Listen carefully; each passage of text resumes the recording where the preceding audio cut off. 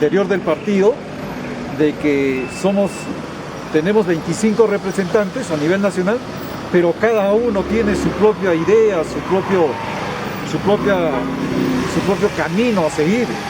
Se han alejado del acuerdo del plenario nacional que cuando fuimos candidatos todos suscribimos, como por ejemplo el cambio de la Constitución, la lucha contra la corrupción, las grandes reformas políticas que necesita el país, entre otros dos puntos.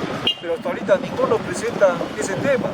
Hemos discutido también sobre la devolución inmediata del FONAVI, sobre el nombramiento de los trabajadores CAS en forma permanente en la administración pública, la evaluación al Poder Judicial y al Ministerio Público, pero hasta el momento no hay nada. Todo lo justifican con el tema de la pandemia.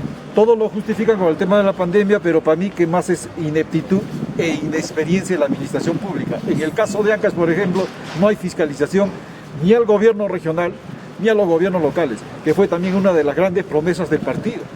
Pero nosotros desde las bases seguimos luchando bajo ese tema y bueno, en algún momento deslindaremos pues con estos parlamentarios que han traicionado al partido y los ideales del arquitecto Fernando Belaúnde.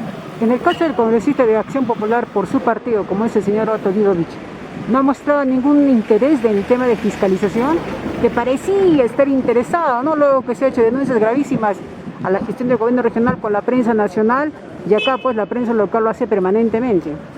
Bueno, en el proceso electoral interno del partido, yo denuncié de que habían personas que estaban postulando a representarnos bajo intereses personales.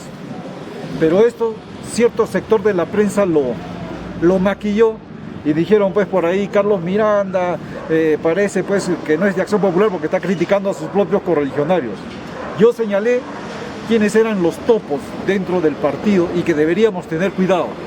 Pero lamentablemente pues mafias existen en todo lado y de repente tengo que asumir de que me faltó de repente más fuerzas para poder luchar precisamente contra esta gente que ha invadido al partido en los últimos años y que tiene sus propios proyectos.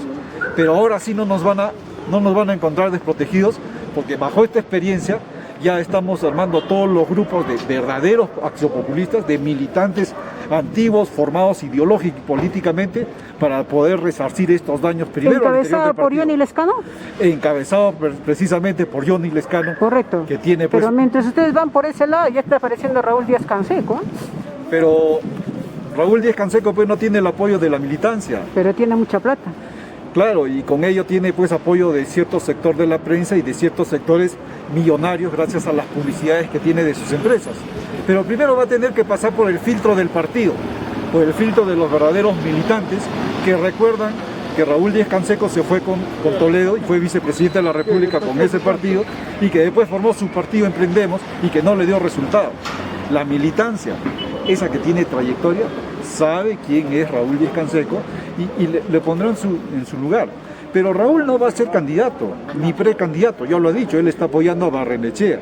Y como todos sabemos, Barrenechea pues ha metido varias veces la pata al interior de Acción Popular y es por eso que el Lescano está surgiendo desde las bases del Perú profundo, porque es un verdadero luchador social.